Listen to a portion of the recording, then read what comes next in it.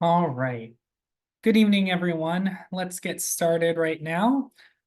Uh, my name is Devin McNally. I'm the housing manager at the City of Takoma Park. And with me tonight are Dory Estrada, who is the city's sustainability manager.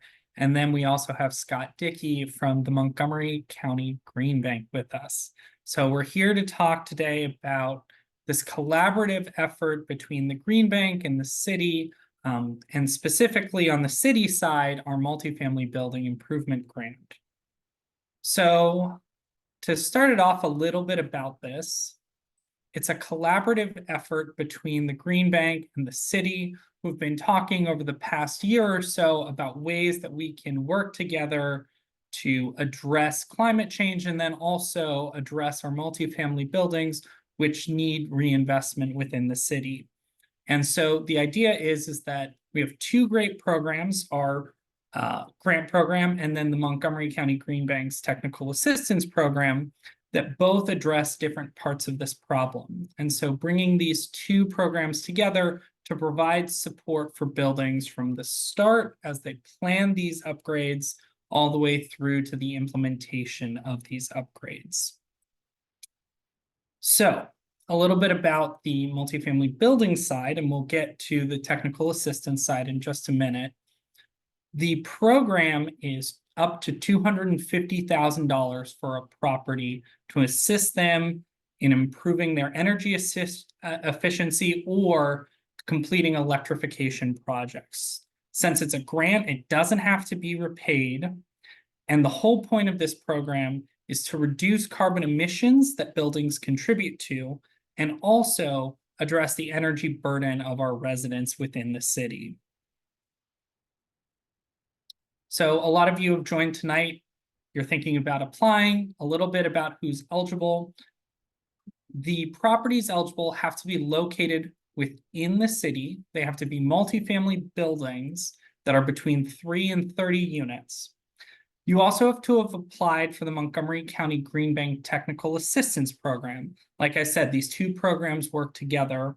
And then you also have to have no outstanding citations or legal violations. So if you have a code enforcement citation, you're going to have to clear that before you can apply to this program. So there are kind of 5 steps to the program. The first one is you've got to apply to the Green Bank Technical Assistance Program and complete their intake. You'll sit down with a staff member, talk a little bit about your building, what your plans are, and that'll be step 1. Once you do that, we really encourage you to apply for our grant program.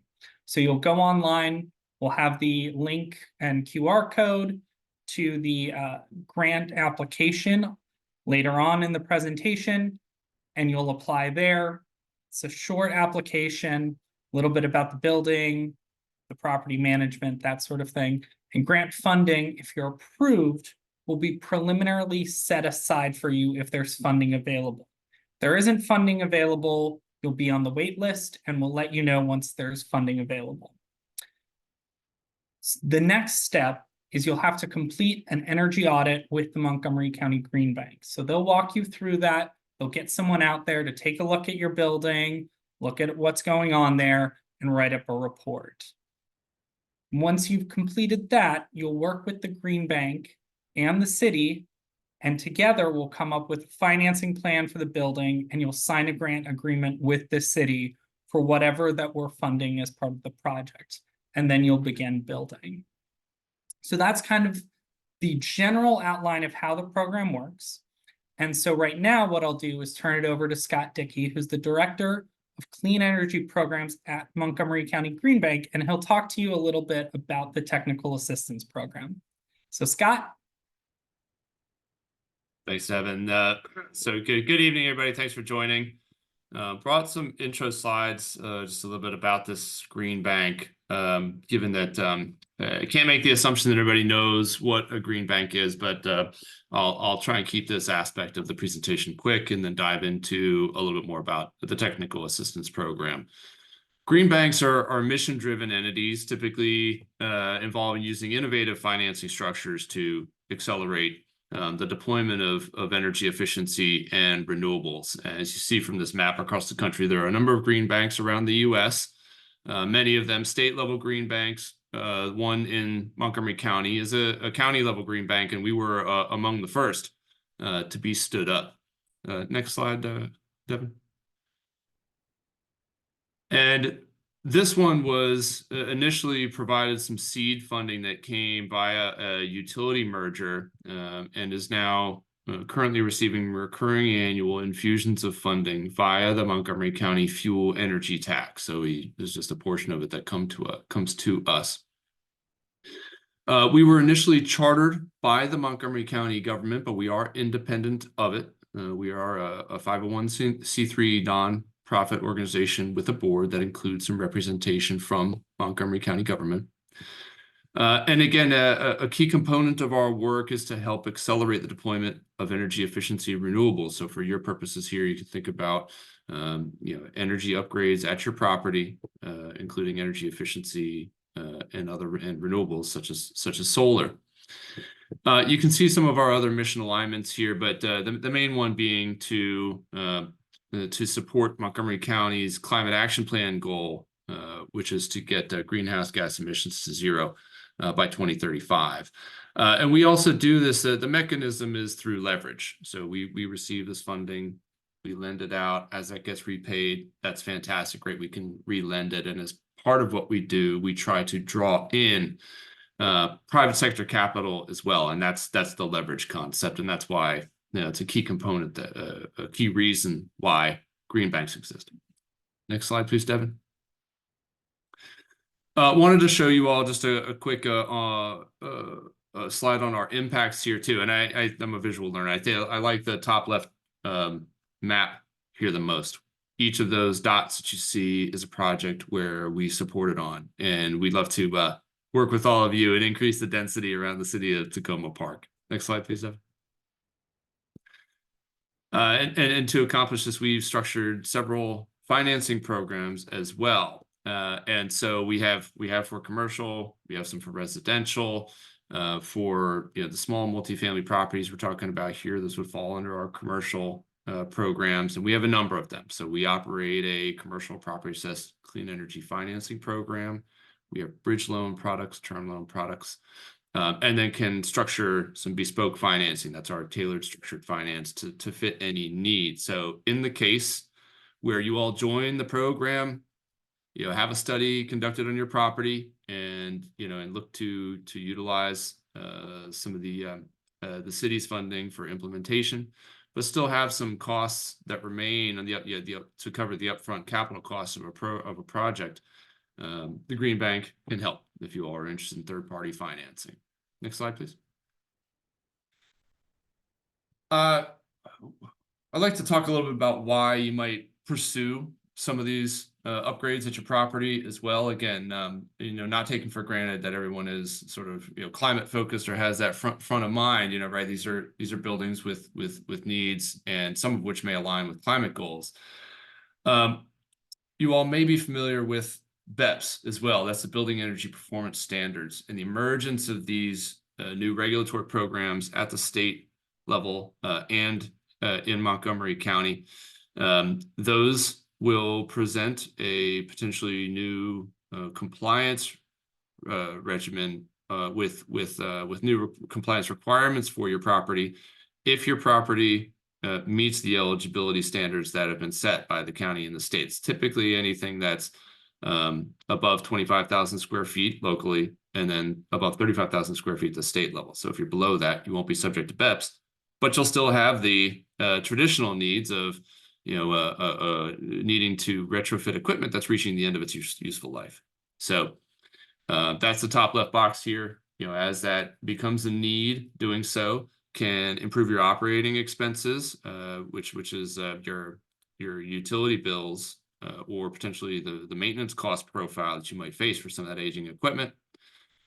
The new systems that you put in place can improve the comfort and the indoor air quality of the properties that you own and operate. There may be some incentives available to you today that weren't available over the past however many years these systems have been operating. And that can come from utility incentive programs, state grant programs, et cetera, and including the City of Takoma Parks implementation funding now. So it's important to look across all these potential ways to see if your project is a fit for those programs, and you can therefore buy down the upfront capital cost. And another reason to potentially consider green bank financing is that it might help you preserve your cash reserves for other projects that don't have a cash flow profile to them. So one of the interesting things about energy projects is that they typically, in some way, lower your utility bills. That's a form of payback. Lighting projects, that can be incredibly compelling with some of the other projects at your property. Maybe not quite as attractive as lighting projects, but they're still there, and that's something that an entity like a green bank can use to underwrite project financing. Next slide, please, Deb. All right, on to the technical assistance program. So if you're considering making some energy upgrades at your building, and you want to take a look either across the building in its entirety or into a targeted measure, say a central HVAC system replacement, what the technical assistance program does is we pair up customers with what we consider the channel partners for the program, which are vendors that are active in the Montgomery County market and in the region. And what they can do is come in and study your building and explore what the energy upgrade opportunities might be. And what they do is they'll then develop the business case for making those upgrades at your commercial property. Eligible property types include the ones that you see here. Again, you all would be considered eligible by virtue of being multifamily property owners. And the eligible study types there fall into many categories. So it can be what you've probably heard of as an ASHRAE audit, sort of a traditional ASHRAE audit, or a modified version of it that's appropriate for your building. Could be targeted analysis, like I said, into the HVAC systems. It could be feasibility studies, the many forms that you see there. And we can also support you with benchmarking and data verification at your property, whether you're subject to BEPS regulations or not. That can often be an important step just to baseline the building's energy use. Next slide, please, Devin. And the process is quite simple. We have an online application form. So Devin provided that as a key step for participating in this program. QR codes here. These slides will all be made available, so you can check that out online. But it starts with an application. And we do some matchmaking with potential vendors. We find out how many you need. We can provide some referrals. We'll get you in touch with them. And what the vendor then, the service provider, will do is come in, talk with you, identify what your needs are, develop a scope of work and some pricing, and present that. We will review that at the Green Bank and evaluate it for financial assistance. We'll see how much we can do, and those coming in through this program, we're looking to support to a significant extent. And then there may be some amount left over. That's the property owner's responsibility to cover. And then if you're interested in moving forward, though, you would sign the service provider's study proposal, and then the service provider would get started and come out for the site visit, evaluate the property, and do the study work, and then write up the deliverable. Excuse me. Next slide, please, Devin. So here's some, again, some detail on the study types and what might be involved in these studies. You can come back and refer to this later. These slides will be made available to you, but there are some requirements that we impose onto the study partners as they're conducting the study on your behalf. And these may shift sort of a traditional study scope at the margin, but they're designed to provide you, the customer, the property owner, with additional information that can be helpful in a decision process when you're figuring out what you want to look at the property, and then when you're considering the subsequent investment decisions. So we've found that this type of information is very useful to accelerating the decisions and accelerating investment decisions, as well as planning and phasing decisions which can help you set aside resources for future investments if you don't make those investments, in the immediate future. Let me see.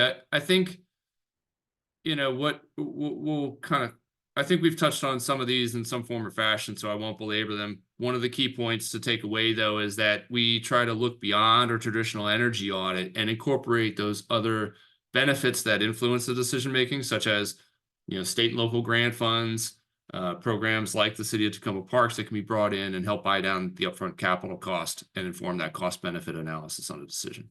Next slide, please, Devin. Just some additional categories of study on the feasibility. Can cover renewables, electrification, electric vehicle supply equipment.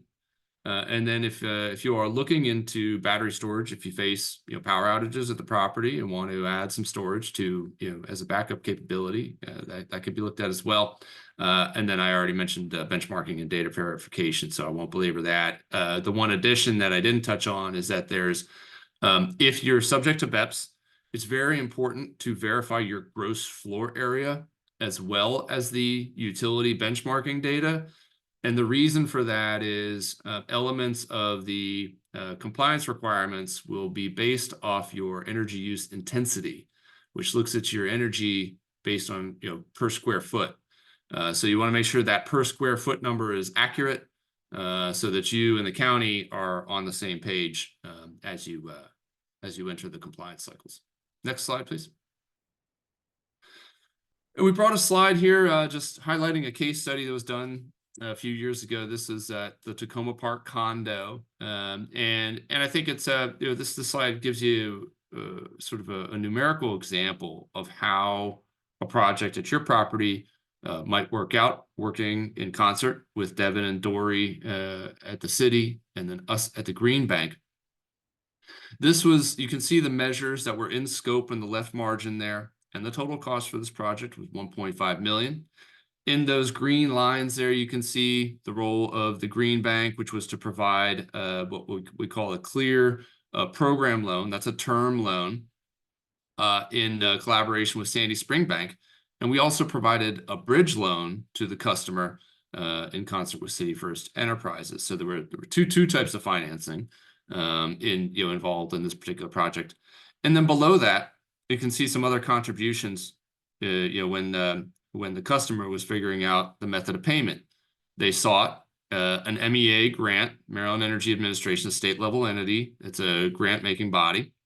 So some of those grant funds, there's new programs. They may be available for you to participate in depending on the scope of work at your property. And then the Empower Maryland incentives through the local utility. Now for many, for Takoma Park, I think that's all PEPCO, but Devin and Dory, please correct me if I'm wrong. Okay, it's all PEPCO. They've just recently announced their new 3-year cycle. My understanding is that many of the programs last cycle have persisted into the new cycle as well. So you can take a look at those utility programs for utility incentives. And then this was the quote unquote cash contribution was out of the condominium reserves. So, this condo was able to leverage, grants and incentives as well as third-party financing to help cover that $1.5 million cost. Next slide, please. Okay, with that, Devin, I'll turn that back to you. Thanks. Thanks, Scott. So now I'll turn it over to Dory Estrada, who is our sustainability manager, and she'll walk you through the application itself. So Dory? Yes, thank you. Sorry, I'll have my camera on in just a moment, but for the application, this is actually open now. And if you scan that QR code on the screen, you will be taken to the actual application itself. I will drop it in the chat in just a moment. This year, we've decided to go all electronic to make things a little bit easier for data collection on our end. And to fill out this application, you're going to need to provide a point of contact information and just answer some questions about how much money you will have available to spend on those improvements. I think Scott has done a great job highlighting the different options for financing in the case that you do not have a lot of cash on hand, and that certainly will not prevent you from applying. We will be reviewing these applications on a rolling basis, bi-weekly, so every 2 weeks. And if you're approved, as Devin said, you'll receive that preliminary approval letter that will set the grant portion, if it's available, aside for you. And just in terms of criteria, like what would make a competitive application, or what are we looking at when we review it? We will be considering a number of factors. This is going to be a very competitive grant process, but of the items that will be under consideration will be things like unit mixture, the utility type that the building is utilizing, and the cost attribution for those different utilities, the ownership type, and whether the building is in good standing with the city, as Devin pointed out, that it doesn't have citations, for example. Next slide, please. So I think we covered this very briefly at the top of the program, but eligible projects are quite wide in scope. So first and foremost, we are looking to see projects that will be replacing natural gas or other fossil fueled appliances with electric non-fossil fuel alternatives. This is linked to our broader climate goals at the city level, so we welcome projects that are going to be in that scope. Second would be installation of Energy Star certified high efficiency systems. This can include anything from heat pumps to electric dryers to induction stovetops. And third, we would also welcome applications that deal with essential weatherization projects. That would include things like insulation, window replacement, building controls, and even on-site solar. If we haven't covered that, I think that we may get that question. On-site energy generating projects like rooftop solar would also be applicable to apply for this program. And next slide, please. So the grant award itself, just to speak a little bit more in detail about these numbers. So this award will be determined based on the projects that are identified in that energy audit that Scott spoke about. Why are we doing that? Well, instead of kind of playing whack-a-mole, with the projects in your building, if you've got a holistic sense of what its energy needs are, the projects identified by the contractors that are affiliated with the Green Bank will really help you make those targeted changes in your building that are going to have a much better improvement for your building on the energy scope overall over time. So that's why we're requiring that energy audit, and that's why we'd like to see that the projects are related to that work that's done as a precursor. The city's grant money will cover up to 70% of your project costs, with the maximum award being $250,000 per property. And once an award is granted, there'll be a grant agreement that's drafted, and you'll have to sign that before work can begin. In terms of payment, there will be 30% of the total award upfront in advance to the contractor as a deposit. And then payments can either be made directly to the contractor or can be reimbursed to the owner if you choose to make payments to the contractor yourself. And for this grant, we will need to see that the grant funds are expended before June 30th, 2026. And if you are experiencing delays or setbacks, we please ask that you let staff know as soon as possible. We understand the best of intentions with timelines and that things can come up, but particularly because some of these funds are tied to money that the city has to spend in a certain time frame. And we hope that the 2026 deadline is generous enough to give you time to complete your projects. Next slide, please. So as we were discussing the opening of this program, we realized that there's probably some frequently asked questions that will come up. So I'll just cover a few of these really quickly. And then certainly we're going to open it up for anyone online tonight to ask questions. But the first being, how do I find a contractor? So the Montgomery County Green Bank has a list of qualified contractors who can implement your projects. You're not obligated to go by that list, but we just know that these are vendors who have been through other projects that Scott highlighted before and have a reputation for being able to do this work. But you're welcome to pick who you would like.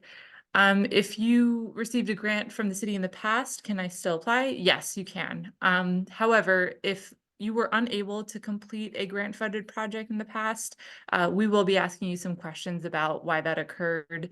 So just be ready to, answer to that and, to demonstrate your readiness for successful program in the future.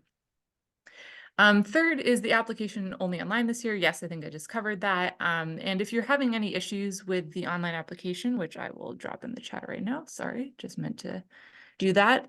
Please let us know. You can email or you can call us, and we would be happy to assist you with that. And can I use part of this money for solar or EV charging? So funding for the projects is going to be determined based on the energy audit again that you do with the Green Bank. And this could potentially include the installation of, for example, rooftop solar panels. At this time, we are not including EV charging as a component of this grant program, but if you are interested in that, please do reach out to me in particular and we can have a separate conversation. But under the scope of this grant, that would not be included. And then finally, if you don't have a lot of cash to use as a match, can you still apply? Yes, I think we also just covered this, that while, we do require that you bring some money to the table, we really do want to be inclusive in this and really make those implementation projects happen. So don't let that be a preventative thing from you applying. Next slide. And finally here, just some technical assistance resources. I think Scott did an excellent job covering what the Green Bank's technical assistance program involves. But for your additional information, the MHP cost share program, various funding and incentive programs from Maryland Energy Administration, and various CDFIs, which are community development finance institutions, can help you cover the cost of your project as well. And then we've listed here just some other general technical assistance programs for small businesses in the county, as well as information on clean energy, which will be a component of this process as well. Next slide. And Devin, I will hand it back over to you. Thanks, Dory. So, like I said, that's a lot of information for everyone. The good news is we will be posting this up on our website as well as a PDF of all of these slides. So if you need to come back and review this, or if you have, some questions about the slides and want to review them, all you have to do is go to the Takoma Park website. That's takomaparkmd.gov. You can search Multifamily Building Improvement Grant, and that should be the first thing that pops up. So with that, I'm going to open it up for some questions right now. So if you have any questions, you can type them into the chat. You can also raise your hand and we can have you speak. But we're here to answer any of your questions.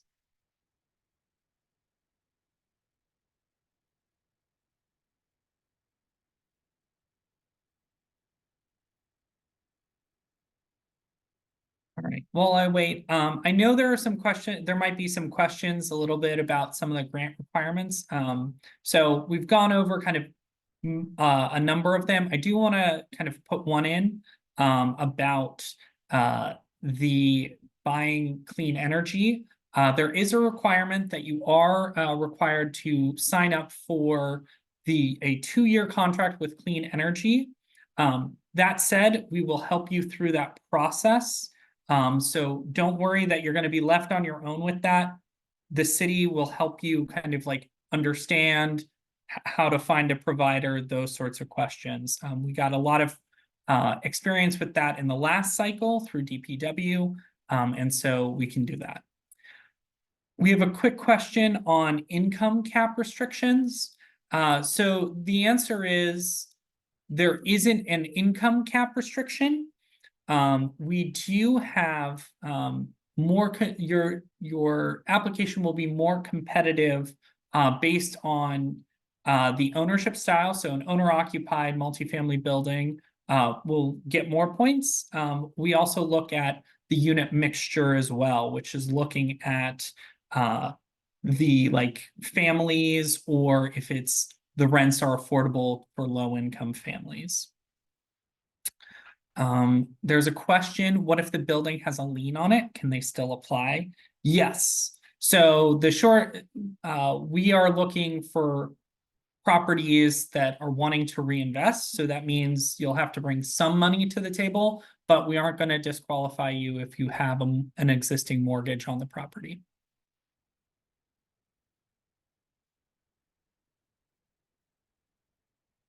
While we wait for some additional questions, I'll share a couple frequently asked ones that I get for the technical assistance program. One is that if you have a preferred vendor that you're interested in working with, please let us know who that might be. I'd have to check and see if they're currently in the technical assistance program, and if they're not, there's a few ways we could do it. I could potentially engage with that vendor, talk with them about joining the program. Or we at the Green Bank may be able to treat it as a one-off, but we generally prefer to work with vendors that have applied to the program and have gone through the process.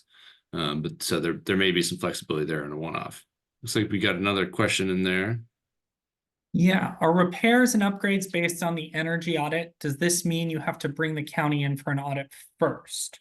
So the answer to that is yes. The project scope will be determined based on the energy audit. So we want you to go work with the Green Bank. However, like I said, the first step, go fill out an application, have that initial intake with the Green Bank. Then you can come apply, because it'll take some time for that energy audit to go through. So once you apply, we'll take a look and review it. And if you're qualified, what we'll do is we'll give you that preliminary letter that says, yes, go ahead, get started with that. We're setting aside the money.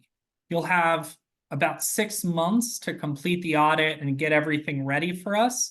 So we can't hold the money forever. We do have to spend it, unfortunately, but we're trying to give you kind of a window to take care of all the audit requirements first. And like I said, we're flexible if you're upfront, if let's say you're getting close to the 6 months, you've gotten most of the audit done, but you're finished fine tuning a couple of things, please come talk to us. We can, work with you. The intention is to support you throughout this process. Yeah, and let me add some additional color on that. So the actual study that would be conducted would not be from the county or the city. That would be an independent private sector vendor that's fully trained in conducting building energy audits and feasibility studies, depending on the nature of the study work. In addition, the way the study gets structured can be flexible. For example, if you've already had some work done on the building and you already had, say, a prior study, depending on the age of that study, is it recent, is it stale, we may be able to limit the scope or narrow the scope of a subsequent study, which may just refresh that old one, looking at today's systems and potentially today's pricing. Keep in mind, with one of the byproducts of the study, or one of the elements of the deliverable report, is some rough order of magnitude estimation of the upfront capital cost for the projects. That helps inform the subsequent discussions with the city on the amount of implementation funding they might have, as well as the Green Bank, if we're talking about financing, how much are you looking to obtain in financing, and that would inform the underwriting process as well. So it helps a lot to have a study done and with some rough order magnitude estimates of those upgrade costs, or in the best case, quotes from potential installer partners that we can use to inform the path forward. Another question, is there any assistance available for homeowners who had to do some of these upgrades? So panel upgrades, building rewire prior to this fund. So the answer is not on the city side. So this grant program is only available to new projects being done as part of this process. So unfortunately, all of those, if you've already started a project, that won't be eligible. However, if you have done, let's say, panel upgrades or building rewires, and you're getting, geared up for the new HVAC system or something along those lines, that would be an eligible project. So we'd encourage you to reach out to the Green Bank. You can tell them, hey, I've already done the electrical panel. I might have even completed, a study, to Scott's point. Here's where I'm at now. And then that can help you kind of move on as you're putting your building you're investing in your building. If I could just add, I'm not unsure if this person meant multifamily or single family. But in case there is anyone on this call, because we did get a couple emails to Devin from people who are just curious, but if there are single family homeowners who just are looking for more information on this topic, okay, they said yes, multifamily. There is a building called a program called Electrify MC that would cover some of the costs for single family homeowners. All right. As far as assistance goes, if the assistance is in the form of financing, the short answer is it's possible. Green Bank doesn't sort of refinance projects that were done as standalone measures, but if there's potentially some future work, there's at least a discussion to be had around the financing and potentially bringing in some of those prior measures done. I see another question here. What is the interest rate on green bank financing, and is it fixed? It is typically fixed, and it's the actual interest rate that we set is a byproduct of an underwriting process. Please reach out. Let's discuss what it is you're looking at. I don't like to give sort of quotes in a public forum like this. This is being recorded, and the rates will change. They're generally at a discount to market rates. I can tell you that. And we can be very flexible with the financing, though. We do up to 100% financing through a few of our products. It can be long-term, and by that I mean typically longer term than what you might find if you just go to a traditional commercial lending entity. And the Green Bank is not a party to the transaction. The maximum duration on their financing is typically somewhere between 5 and 7 years. That's considered long in the commercial lending sector. When the Green Bank's a party to the financing, though, we can go to much longer terms, potentially 10, 15, 20 years. And usually the term is set at the weighted average useful life of the measures that get installed.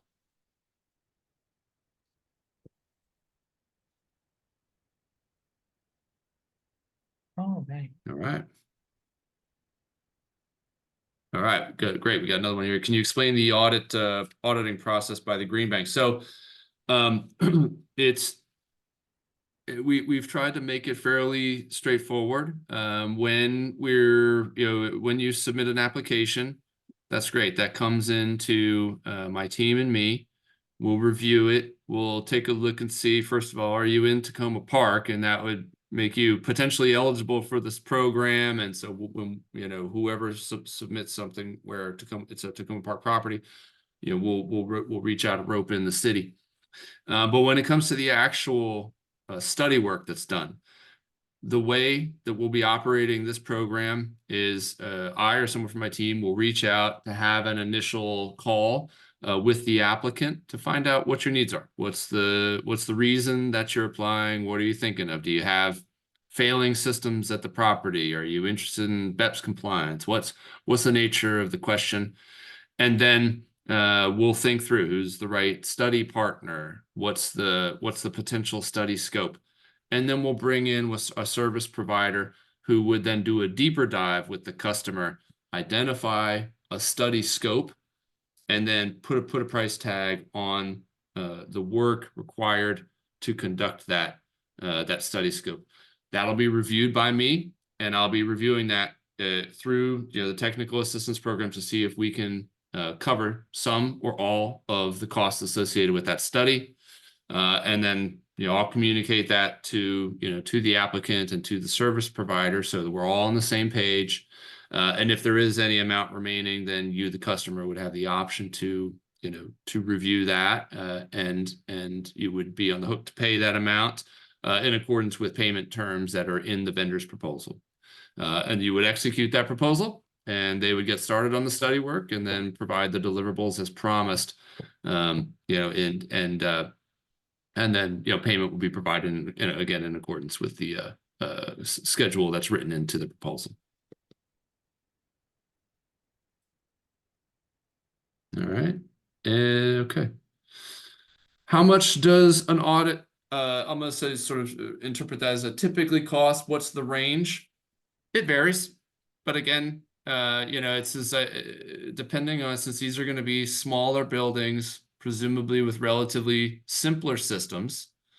I would guess that, depending on the sophistication of the study, it could be anywhere between, say, $3,000 and $20,000, something like that. I think it's, I'm giving you a pretty wide range because a lot depends on what's the scope of the study. So I'm not, there's no sort of hard and fast number. It's flexible. It's typically a function of the level of engineering and technical expertise that's needed to be called into action to conduct the study. And now again, this is going to be offset by Green Bank financial support. So we may take that number, down significantly, or potentially in its entirety. We got to look at the circumstances. What's the study scope? Who's the customer? Let's talk about all those things. We'll arrive at an appropriate subsidy, and then we'll drive on with clarity on what's the net cost to the customer in the equation. So I would encourage you all to submit the application, and we can at least have that discussion and have that discovery around what's the audit going to cost. That's got to come. The pricing is set by the service provider. The subsidy is set by the Green Bank. So the net cost to the customer is something that we won't know at the outset in every situation. Go ahead and apply. That costs nothing to apply, and it costs nothing to have the service provider come out and assess your building and then draft a study scope of work. So those are all things that we can discover before any commitment is made. Do you meet on site for the audit? Typically, no, not at the Green Bank. The service provider may. And how much time they need. I think they can typically do an audit in well under a day. I think my understanding is that a traditional, commercial property audit takes, a few hours. But I would defer to the vendor, and that would all be, based on their perception of the complexity of the systems and how much time they need to spend studying those systems on site. It varies, is the short answer.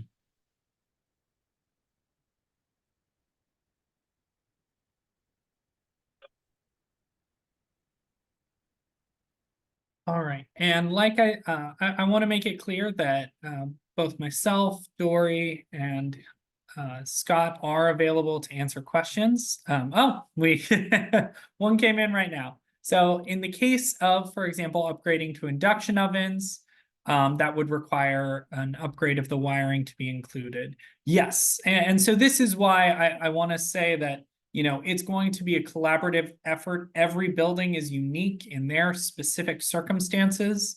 And that's why we want the audit. We want to, sit down and have a discussion of the project list, because as you move towards, let's say, more electrification, there might be some kind of initial projects that have to be done. And this is why we're offering the grant program, because we know that these electrical panels, these rewiring, are expensive projects. And then I'll take that next one as a follow-on question to the earlier ones. He says, confuses the vendor the person who performs the audit. Yeah, I'm using the term vendor loosely. We call them service providers. Vendors is typically someone educated in the auditing discipline. And so, there's an auditor who will come in to do the study. Now, I'm using the term vendor loosely because sometimes, depending on the business model of a particular service provider, sometimes they do the study work, and they may be involved with the implementation of the project work as well. And there can be reasons, there are pros and cons to bringing in a vendor that can do both the study work and the implementation work. That's one option to have as a study partner. So, yeah. All right. All right. So, any other questions?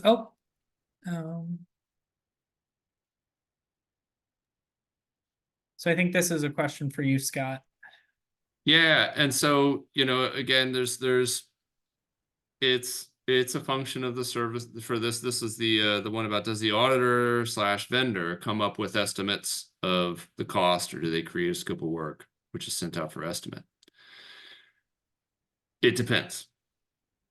if you know what, and it happens both ways, and the data quality is impacted depending on which way the study conductor goes about it.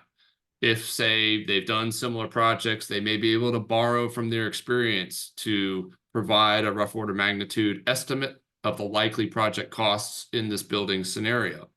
To get firm quotes requires more effort, but you get better quality data. And so it may start with an estimate and continue with attainment of firm quotes. If the vendor themselves does the implementation work, then great. For them, that may be easy. They may be able to, go to someone in-house that works for the same company to get an estimate. If the vendor does not do a particular type of implementation work, they may need to go to someone that they work with to obtain some quotes and get an order of magnitude cost associated with the work. So the next question, I think, kind of goes back to the grant. So what kind of conversions have the most environmental benefit? Will that be the criteria? I can take a shot at that if you want, Devin. There are many, without knowing the scope of this person's building at all, there are many ways we could slice this, but suffice it to say, we really would like to see projects that move away from fossil fuel. So electrification of any major appliances would be wonderful. I think that's the point of the audit, is to also help you understand what are the highest energy costs in your building, and what implementations are going to be the biggest energy savers. So hopefully that answers your question. Yeah, and I'll add to that. I'd say so. The question asked about conversion specifically. I'd say the one that is I think most of interest to the city and likely to the county, if you are subject to BEPS, would be HVAC conversion,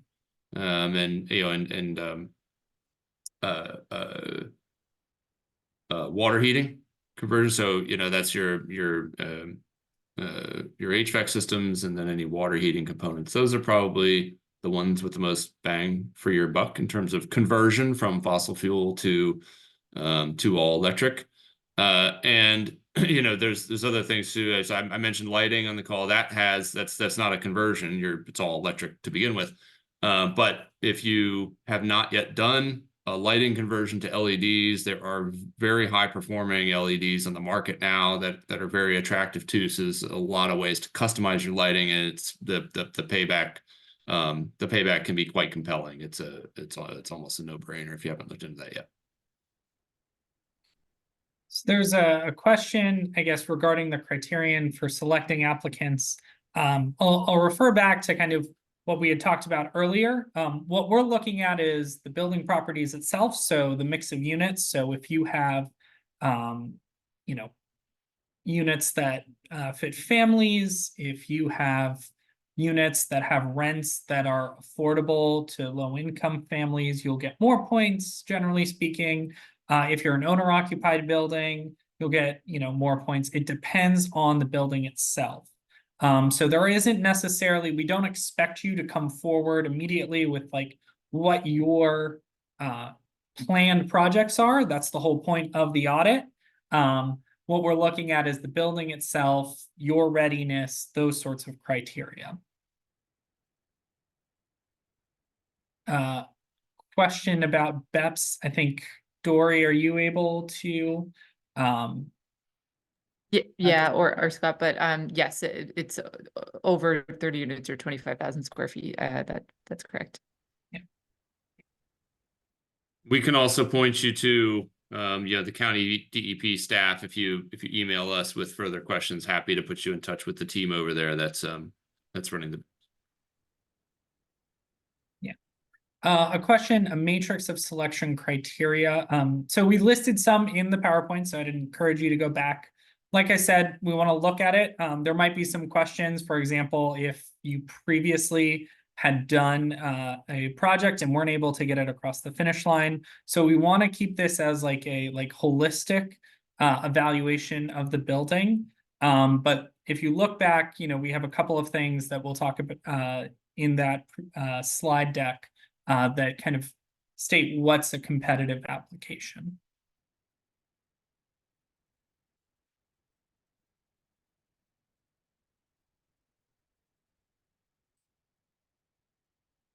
All right.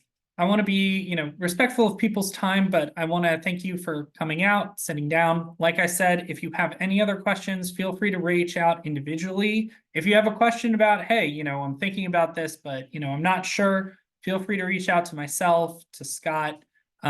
We can sit down. And if you have any questions, we're happy to just sit down and talk to you.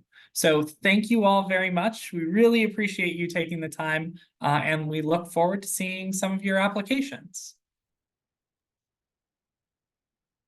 Yep, like to echo that sentiment as well. Thank you all for coming, and look forward to hearing from you all and supporting you with your projects. Have a wonderful night, everyone.